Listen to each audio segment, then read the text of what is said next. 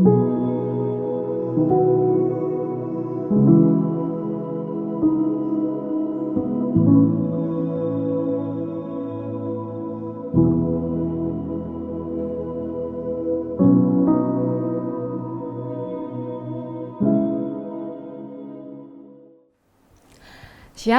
selamat pagi Bapak Ibu, Saudara yang terkasih yang menyaksikan tayangan acara Jalan Kasih di Kompas TV.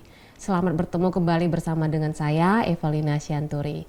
Kita akan memulai renungan kita pada pagi hari ini, kita akan membuka di dalam doa.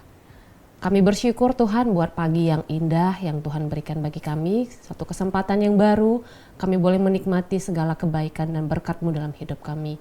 Tuhan, kami akan mendengarkan sebagian daripada firman Tuhan. Berkati dan urapilah pembacaan firman hari ini. Engkau membajak setiap hati biar kiranya benih firman yang ditaburkan boleh tumbuh di setiap hati yang subur dan itu boleh berbuah dengan lebat dalam kehidupan kami. Ini doa kami dalam nama Tuhan Yesus kami bersyukur. Amin. Baiklah Bapak Ibu, kita saat ini sedang berada dalam suatu era kehidupan di mana digitalisasi informasi itu sangat terbuka dengan lebar sekali. Bahkan ada yang mengatakan pada zaman ini tsunami informasi itu begitu melanda dari segala segi aspek kehidupan manusia. Nah, termasuk kita juga mengalaminya. Begitu banyak hal positif dan negatif juga dari dampak penggunaan media sosial yang sedang merebak di dalam kehidupan kita di zaman sekarang ini, saudara ya. Selain tentu saja kita berterima kasih kepada teknologi yang begitu memudahkan kehidupan kita, tapi kita harus perhatikan bahwasanya hari-hari ini kita juga mengalami apa yang menjadi dampak negatif dari teknologi ini, saudara, perkembangan media sosial. Nah, saudara, data menunjukkan bahwa tingkat bunuh diri itu semakin meningkat semakin hari. Setiap tahun dinyatakan oleh WHO ada sekitar 700.000 orang itu bunuh diri, saudara, di seluruh dunia ini. Salah satunya negara dengan tingkat bunuh diri tertinggi itu adalah Korea Selatan, Bapak Ibu. Dan ini sangat miris sekali kita mendengarkannya ya. Suatu negara yang kita anggap sebagai negara yang maju, di mana banyak sekali artis-artis yang muncul dari negara ini dan menjadi idola oleh begitu banyak anak-anak muda. Tetapi mereka sendiri pun merasakan kejenuhan hidup. Mereka sendiri pun merasakan depresi, saudara. Nah, penelitian menyatakan bahwa dengan adanya perkembangan media sosial begitu merebak, banyak orang yang akhirnya membanding-bandingkan hidupnya dengan orang ataupun person yang melakukan tayangan-tayangan YouTuber seperti itu, saudara ya. Sehingga orang merasakan rendah diri, murung, dan malas bersosialisasi dalam kehidupannya. Mereka lebih banyak hidup di dunia maya. Ya, kemudian mereka rendah diri, kemudian muncul anxiety, kekhawatiran seperti itu ya. Depresi bahkan bunuh diri. Makanya tema pagi hari ini saya ingin memberikan suatu saudara, tema yang kuat bagi saudara dan saya, yaitu cherish every moment.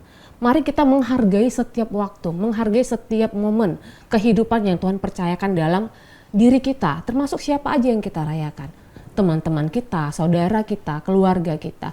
Karena apa, saudara? Dampak media sosial ini menyebabkan kita itu akhirnya kita tidak bisa hidup bergaul dan bersosialisasi sebagaimana yang diinginkan oleh Tuhan. Tuhan mau kita sebagai umat manusia itu bersekutu satu dengan yang lainnya. Saling menghargai, saling menolong, saling menopang, saling menyatu, saudara. Ya, berkumpul bersama-sama, persekutuan baik di dalam ibadah gereja maupun di dalam ibadah-ibadah yang ada di rumah-rumah, ibadah perkumpulan-perkumpulan kita, saudara. Nah, saudara, bukan hanya anak-anak muda ataupun kita pikir pada masa sekarang ini saja depresi itu melanda seluruh manusia ya. Bahkan juga di dalam Alkitab ada sebuah cerita. Salah satu nabi yang Tuhan pakai begitu hebat dan luar biasa juga mengalami depresi, saudara. Iya, bahkan hamba Tuhan ini juga sudah melakukan perkara-perkara yang hebat. Bahkan dia sudah melihat perbuatan dan keajaiban pertolongan Tuhan dalam kehidupannya. Tapi di satu momen setelah dia melakukan semua keajaiban itu, dia mengalami depresi dan dia bilang sama Tuhan supaya dia mati saja. Nah, ini tercatat di dalam Kisah 1 Raja-Raja 19 ayat yang keempat. Kita tahu nama nabinya, yaitu Nabi Elia, saudara. Nabi Elia ini adalah nabi yang Tuhan angkat dan tidak mengalami kematian. Dia diangkat ke surga karena kehidupannya yang begitu kuat, bergaul karib dengan Tuhan, saudara. Nah, di dalam 1 Raja-Raja 19 ayat 4 ini dikatakan bahwa tetapi ia sendiri masuk ke padang gurun sehari perjalanan jauhnya, lalu duduk di bawah sebuah pohon ara. Kemudian ia ingin mati. Katanya, cukuplah itu. Sekarang ya Tuhan, ambillah nyawaku, sebab aku ini tidak lebih baik daripada nenek moyangku. Wah saudara, padahal di pasal 18 sebelumnya, Elia ini melakukan suatu tantangan kepada bangsa Israel yang pada masa itu mengalami kekeringan dan juga sudah meninggalkan Allah Israel. Dia menantang nabi-nabi Baal, coba buktikan siapakah Allah itu, Allahnya Nabi Baal atau Allahnya Israel. Ya, kita tahu ceritanya, dia menantang bangsa Israel untuk memberikan persembahan kepada Tuhan, ya, dengan menyembelih lembu, saudara, ada 2 ekor, dan akhirnya Elia berkata, coba kita buktikan kalau Nabi Baal itu adalah Tuhan, silakan dia membakar persembahan itu, membakar korban lembu itu, daging itu. Sampai berlama ya, sampai dari pagi mereka mempersiapkan korban untuk memanggil Nabi Baalnya. Bahkan Nabi Baalnya tidak datang, saudara, dan tidak melakukan mujizat, tidak membakar persembahan itu. Sementara ketika Elia meminta kepada Tuhan Allah Israel supaya menunjukkan bahwa dia adalah Tuhan semesta alam dan langit ini, dia membakar persembahan yang dibuat oleh Elia. Sama-sama persembahan daging, saudara, lembu. Dan ini membuktikan bahwasanya Allah itu berkuasa. Dan tak lama kemudian setelah kejadian ini, maka yang terjadi adalah Israel mengalami turunnya hujan. Padahal pada waktu itu sudah terjadi kekeringan yang melanda untuk seluruh bangsa Israel, saudara. Dan Tuhan membuktikan bahwasanya Tuhan itu adalah Allah yang hidup. Dan dia membakar persembahan Nabi Elia, dan Elia menyaksikan semua itu. Lalu apa yang terjadi, saudara? Kenapa Elia tiba-tiba depresi? Nah, kita akan melanjutkan kembali pembahasan ini pada sesi berikutnya.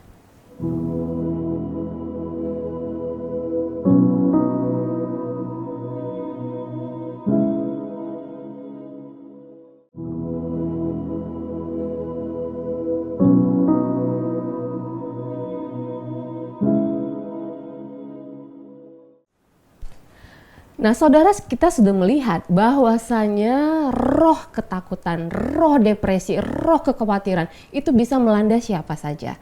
Bahkan seorang nabi yang bernama Elia. Sudah kita melihat tadi bagaimana Tuhan sudah menyatakan begitu banyak mujizat.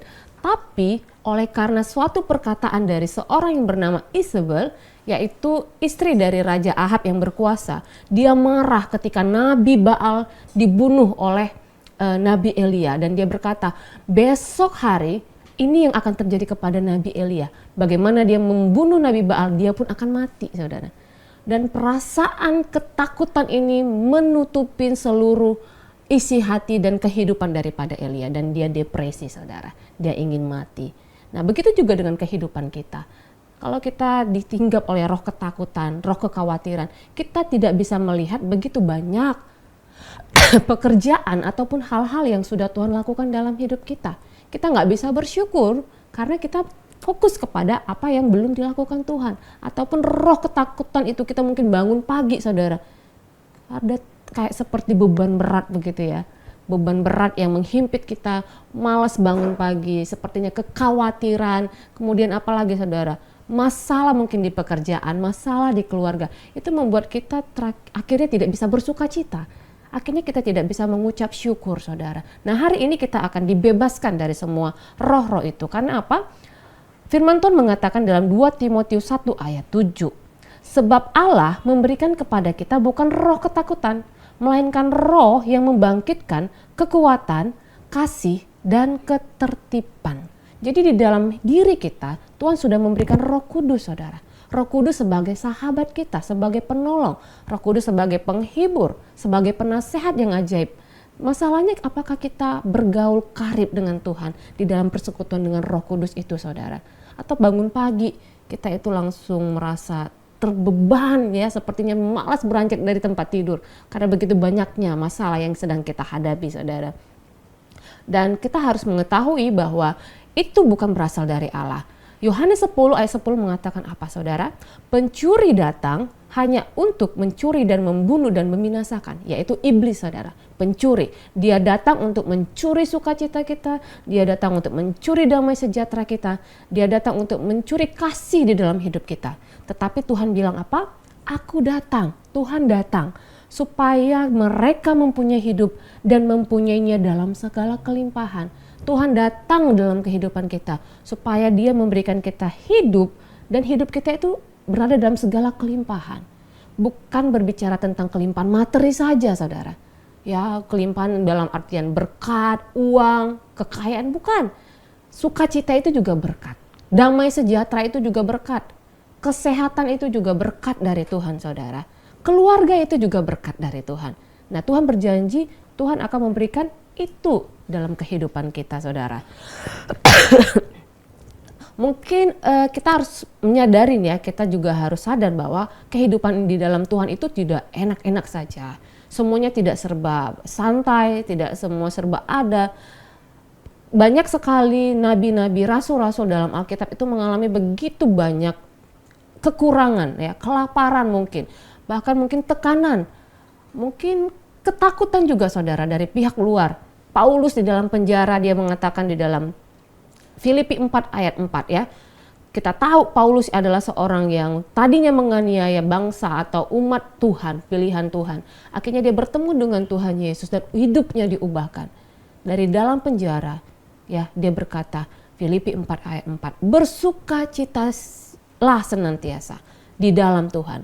Bersukacitalah senantiasa dalam Tuhan. Sekali lagi ku katakan, bersukacitalah, saudara. 1 Tesalonika 5 ayat 16 ini juga merupakan tulisan dari Paulus mengatakan, bersukacitalah senantiasa. Paulus mengatakan hal ini bukan dia dalam keadaan yang serba berlebihan atau berkelimpahan. Dia sedang dipenjara, saudara. Tapi dia mengatakan kepada umat, mari kita bersukacitalah senantiasa. Ya, 2 kali dia menekankan. Nah, saudara, di dalam ayat Amsal 17:22 dikatakan, hati yang gembira itu adalah obat yang manjur. Ini ayat yang sudah sangat sering kita dengar. Hati yang gembira adalah obat yang manjur. Tetapi semangat yang patah itu mengeringkan tulang, saudara. Ya, Amsal 18:14 juga mengatakan, orang yang bersemangat itu dapat menanggung penderitaannya. Tetapi siapa akan memulihkan semangat yang patah, saudara? Jadi hidup untuk bersukacita itu adalah pilihan di dalam hidup kita. Kita mau tetap mengambil pilihan untuk bersukacita atau kita bersedih di dalam segala masalah yang ada, saudara. Tapi dikatakan di sini orang yang bersemangat itu, saudara, dalam hidupnya muncul semangat, dia akan dapat menanggung penderitaan seberat apapun. Sama seperti yang dialami oleh Paulus, saudara. Ketika dia mengalami suatu banyak ya, bukan hanya satu, dia bahkan didera, dicambuk. Bahkan dia sudah hampir mati, saudara. Tapi dia bisa mengatakan sukacitaku di dalam Tuhan, saudara. Ya, begitu juga dalam Habakuk 3 ayat 17, saudara ya. Di sini ini merupakan ayat yang sangat indah ya. Dikatakan sekalipun pohon ara tidak berbunga, pohon anggur tidak berbuah, hasil pohon zaitun mengecewakan. Sekalipun ladang-ladang tidak menghasilkan bahan makanan, kambing domba terhalau dari kurungan, dan tidak ada lembu sapi dalam kandang. Berarti tidak ada apa-apa, saudara. Namun aku akan bersorak-sorak di dalam Tuhan. Beria-ria di dalam Allah yang menyelamatkan aku. Allah Tuhanku itu kekuatanku. Ia membuat kakiku seperti kaki rusa. Ia membiarkan aku berjejak di bukit-bukitku, saudara. Artinya walaupun tidak ada makanan dalam kekurangan, Habakuk mengatakan dia tetap bersukacita di dalam Tuhan, saudara.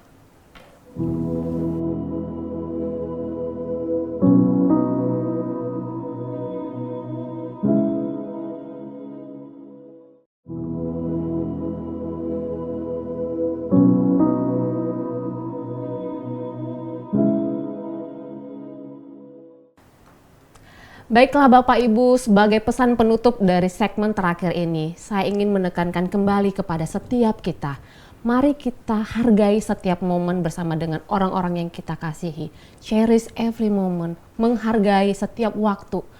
Berkat dari Tuhan adalah keluarga, sahabat, apapun yang Tuhan percayakan kepada kita, saudara, teman-teman kita. Mari kita menghargai waktu-waktu bersama dengan mereka. Karena kita nggak tahu.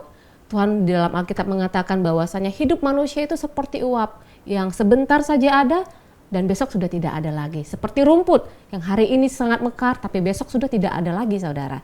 Jadi setiap momen apapun itu, mari kita hargai bersama-sama dengan orang yang kita cintai, saudara. Dan hidup ini terlalu singkat ya, saudara, untuk kita memperdebatkan hal-hal yang remeh-temeh. Ya, bukan siapa yang benar dan salah. Jika hal itu bukan hal prinsip tentang kebenaran, saudara, mari kita nggak goncok-goncokkan tentang siapa yang benar tentang perdebatan itu, saudara. Mari kita hidup dalam perdamaian, bersyukur dalam segala keadaan, dan rayakan setiap momen dalam kehidupan. Hari ini saya mendengar sebuah cerita bahwasannya sepasang lansia, Bapak Ibu, suami dan istri yang sudah umur 78 dan 86 meninggal dunia dan berhari-hari di dalam ranjangnya dan tidak ada diketahui oleh tetangga. Jadi tetangganya tidak tahu kenapa kedua lansia ini tidak beraktivitas seperti biasa di rumah itu. Dan sangat disayangkan, ternyata ketika dibongkar ke dalam rumahnya, mereka sudah meninggal dunia. Dan dikatakan anaknya tidak pernah datang mengunjunginya. Saya sedih dan miris hati mendengar.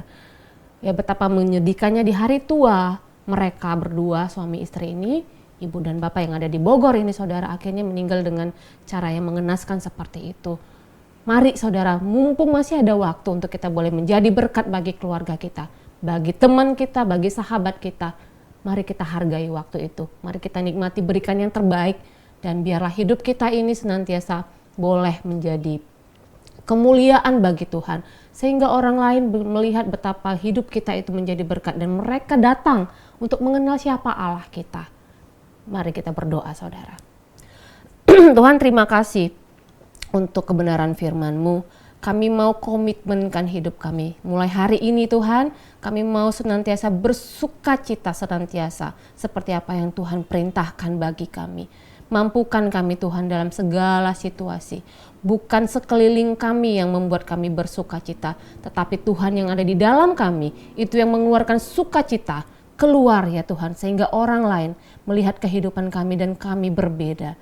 Sebab kami percaya, Tuhan, Tuhan yang memegang kehidupan kami, dan rancangan Tuhan selalu rancangan yang sempurna atas hidup kami. Ada masa depan yang indah yang Tuhan telah sediakan bagi kami. Kami tidak mau, Tuhan, hidup kami dipengaruhi oleh media sosial yang membuat kami semakin hari semakin down, semakin terkungkung, dan kami tidak bersosialisasi dengan orang lain.